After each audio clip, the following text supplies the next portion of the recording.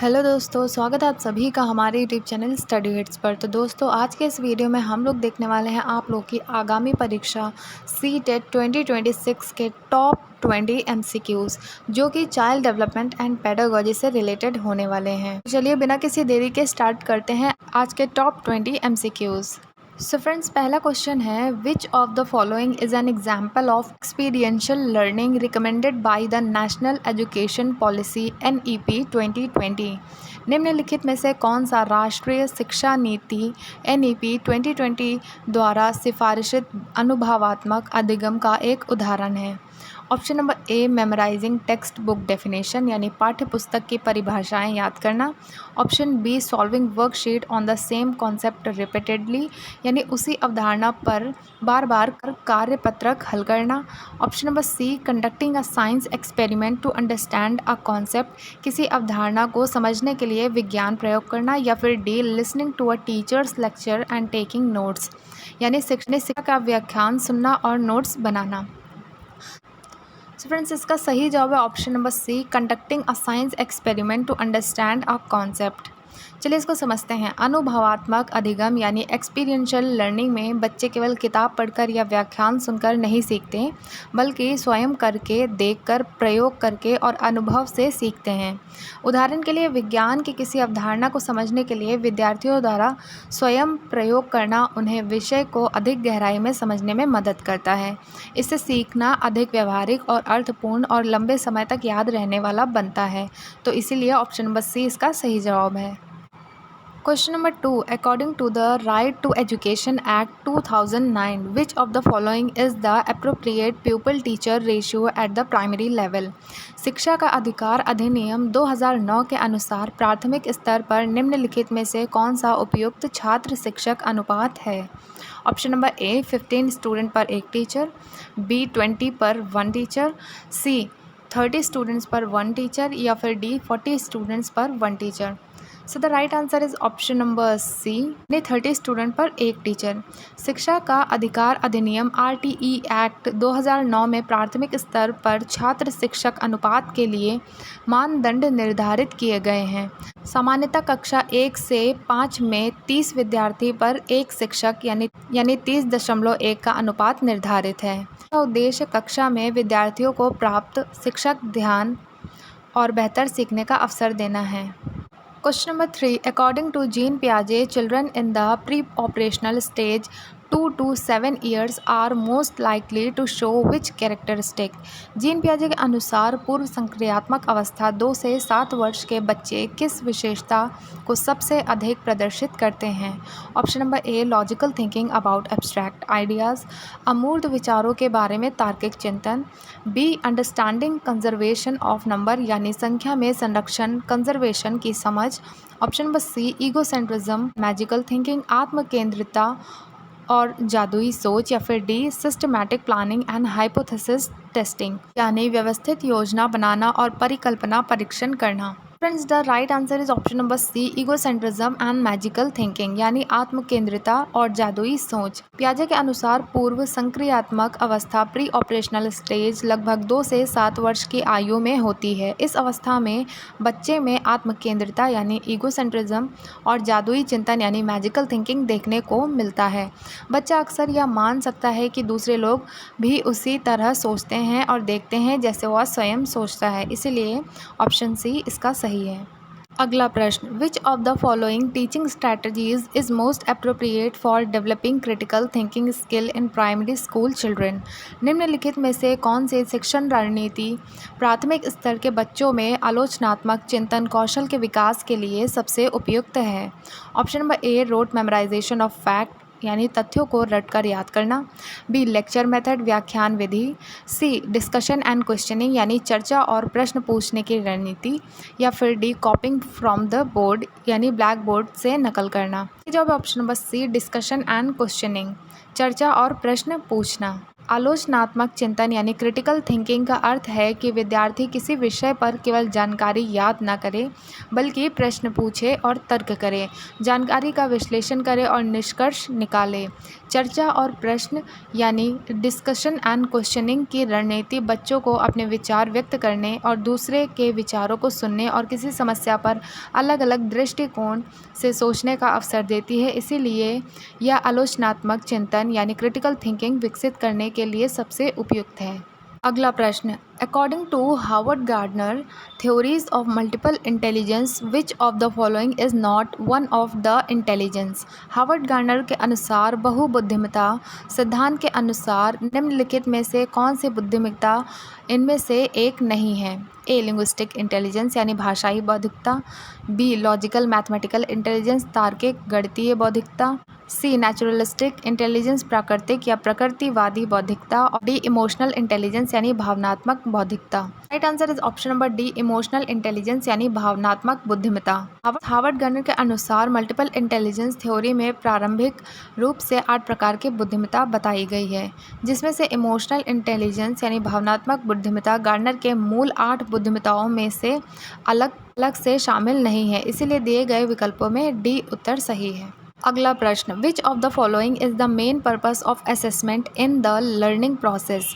अधिगम प्रक्रिया में मूल्यांकन का मुख्य उद्देश्य निम्नलिखित में से क्या है।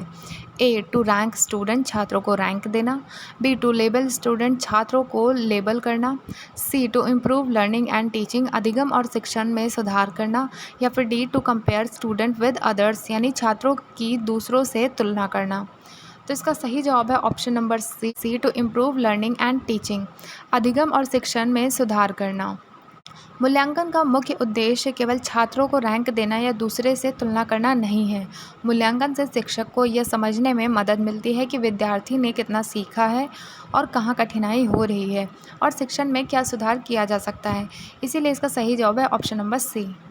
अगला प्रश्न, which of the following best represent the concept of zone of proximal development ZPD as given by वाइगॉत्स्की।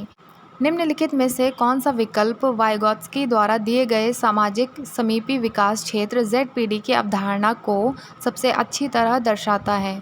Option number A task a child can do without any help, वे कार्य जो बच्चा बिना किसी सहायता के कर सकता है। Option number B task a child can not do even with the help, वे कार्य जो बच्चा सहायता से भी नहीं कर सकता। Option number C task a child can do with guidance and support but not yet independently, वे कार्य जो बच्चा मार्गदर्शन और सहयोग से कर सकता है परंतु अभी स्वतंत्र रूप से नहीं कर सकता।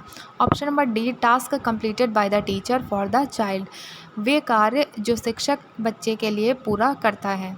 And the right answer is option number C. Task a child can do with guidance and support but not yet independently.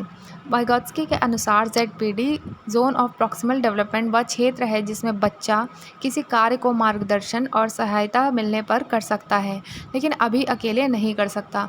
उदाहरण के लिए कोई बच्चा गणित का सवाल अकेले हल नहीं कर पाता लेकिन शिक्षक के संकेत और थोड़ी सहायता से उसे हल कर लेता है। यही उसकी ZPD को दर्शाता है। इसीलिए ऑप्शन नंबर सी इसका सही जवाब है। अगला प्रश्न, which of the following is an example of formative assessment. निम्नलिखित में से कौन सा फॉर्मेटिव असेसमेंट का उदाहरण है। Option number A annual examination at the end of year, वर्ष के अंत में ली जाने वाली वार्षिक परीक्षा, या फिर B weekly test to check understanding and give feedback, समझ की जांच और प्रतिपुष्टि देने के लिए साप्ताहिक परीक्षण। Option number C board examination at the end of grade 5, कक्षा 5 के अंत में ली जाने वाली बोर्ड परीक्षा, या फिर D selection test for admission in a school, किसी विद्यालय में प्रवेश के लिए चयन परीक्षा। तो इसका सही जवाब option number B weekly test to check understanding and give feedback. Formative assessment सीखने की प्रक्रिया के दौरान लगातार किया जाता है।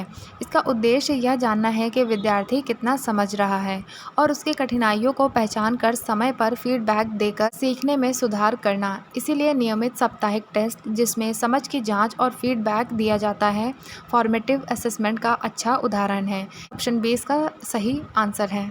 अगला प्रश्न, at which level of Bloom's taxonomy would a teacher ask student to justify your answer with reason. Bloom के वर्गीकरण ब्लूम्स टेक्सोनॉमी के किस स्तर पर शिक्षक विद्यार्थी से अपने उत्तर का कारण सहित औचित्य बताओ कह सकता है? ऑप्शन नंबर ए रिमेंबर यानी स्मरण, जानकारी को याद करना, बी अंडरस्टैंड यानी जानकारी को समझना, सी अप्लाई प्रयोग करना, सीखी हुई जानकारी को नए संदर्भ में प्रयोग करना, या फिर डी इवैल्यूएट मूल्यांकन करना, किसी स्थिति उत्तर का तर्क के साथ मूल्यांकन करना। इसका सही जवाब है ऑप्शन नंबर सी अप्लाई प्रयोग करना, सीखी हुई जानकारी को नए संदर्भ में उपयोग करना। तो दोस्तों आप लोग इधर डायग्राम में भी देख सकते हैं, इसके 6 स्टेजेस बताए गए हैं ब्लूम्स टैक्सोनॉमी के, जो कि पहला है रिमेंबर, फिर दूसरा है अंडरस्टैंड, फिर अप्लाई, देन एनालाइज, उसके बाद इवैल्यूएट और देन क्रिएट। तो ये सारे पॉइंट्स लिखे हैं, अगर आप लोग इस डायग्राम से समझ सकते हैं तो आप लोग इससे भी समझिएगा। अब बढ़ते हैं अपने नेक्स्ट क्वेश्चन पर। प्रश्न, which principle of learning suggest that learning is more effective when new information is connected with the learners prior knowledge. अधिगम का कौन सा सिद्धांत या सुझाव देता है कि जब नई जानकारी को सीखने वाले पूर्व ज्ञान से जोड़ा जाता है तब अधिगम अधिक प्रभावी होता है? Option number A law of readiness तैयारी का नियम, option number B law of exercise अभ्यास का नियम, option number C law of effect प्रभाव का नियम, या फिर D law of meaningful learning यानी सार्थक अधिगम का नियम। तो इसका सही जवाब है option number D law of meaningful learning यानी सार्थक अधिगम का नियम। सार्थक अधिगम का अर्थ है कि विद्यार्थी नई जानकारी को अपने पूर्व ज्ञान और अनुभवों से जोड़कर समझे।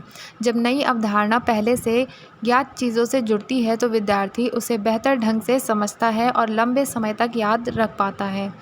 उदाहरण के तौर पर यदि बच्चों को भिन्न यानी फ्रैक्शन सिखाते समय शिक्षक पिज़्ज़ा या रोटी के टुकड़ों का उदाहरण देता है तो बच्चे नई अवधारणा को अपने अनुभव से जोड़कर आसानी से समझ पाते हैं। इसीलिए ऑप्शन नंबर डी इसका सही जवाब है। Next question, which of the following statement about inclusive education is correct. समावेशी शिक्षा के बारे में निम्नलिखित में से कौन सा कथन सही है? Option number A inclusive education mean placing children with disabilities in a separate classroom. समावेशी शिक्षा का अर्थ है दिव्यांग बच्चों को अलग कक्षा में रखना। Option number B inclusive education is only for children with special need, यानी समावेशी शिक्षा केवल विशेष आवश्यकता वाले बच्चों के लिए है। Option number C inclusive education ensure equal learning opportunities for all children in the same classroom, यानी समावेशी शिक्षा यह सुनिश्चित करती है कि सभी बच्चों को एक ही कक्षा में समान अधिगम के अवसर मिलें। या फिर option number D inclusive education reduce academic standard for all children. समावेशी शिक्षा सभी बच्चों के लिए शैक्षणिक मानकों को कम कर देती है। इसका सही जवाब है option number C inclusive education ensure equal learning opportunities for all children in the same classroom. समावेशी शिक्षा का उद्देश्य सभी बच्चों को उनकी क्षमताओं या आवश्यकताओं में अंतर होने के बावजूद एक साथ सीखने के समान अवसर देना है। इसमें किसी बच्चे को अलग करने के बजाय कक्षा में उसकी भागीदारी सुनिश्चित की जाती है। शिक्षक आवश्यकता अनुसार अलग अलग शिक्षण विधियों, गतिविधियों और सहायता का उपयोग करता है। Next question, according to Vygotsky which of the following best describe the zone of proximal development ZPD। Vygotsky के अनुसार निम्नलिखित में से कौन सा कथन निकटस्थ विकास क्षेत्र ZPD का सबसे अच्छा वर्णन करता है? Option number A what a child can do independently, option number be what a child can not do even with help, option number see the gap between what a child can do independently and what he she can do with guidance and support, option number D the total learning achieved at the end of the year. So the right answer is option number C the gap between what a child can do independently and what they can do with guidance and support. वाइगॉत्स्की के अनुसार ZPD उस अंतर को कहते हैं जो बच्चा स्वतंत्र रूप से कर सकता है और जो वह किसी एक सक्षम व्यक्ति के मार्गदर्शन या सहायता से कर सकता है, इनके बीच होता है। उदाहरण के लिए बच्चा कोई गणित का प्रश्न अकेले हल नहीं कर पाता और उसे शिक्षक संकेत देता है तब जाके वह हल कर पाता है, इसे ZPD कहते हैं। ऐसा ही प्रश्न हमने ऊपर भी एक देखा था, तो इसका सी करेक्ट ऑप्शन होगा।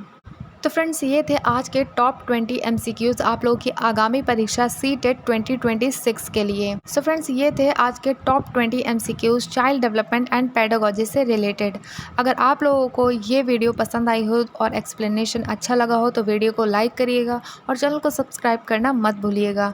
मिलते हैं ऐसे नेक्स्ट वीडियो में, तब तक के लिए थैंक यू।